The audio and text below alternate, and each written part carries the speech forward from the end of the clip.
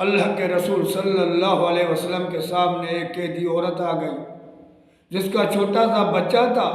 وہ بچھڑ گیا تھا، وہ اس کو ڈھونڈ رہی تھی، اس کی بڑی محبت کی شدت تھی، وہ وہاں ڈھونڈ رہی تھی، جو بھی بچہ اس کو ملتا تھا اس کو وہ گلے لگاتی تھی اپنے بچے کی محبت میں، تاکہ وہ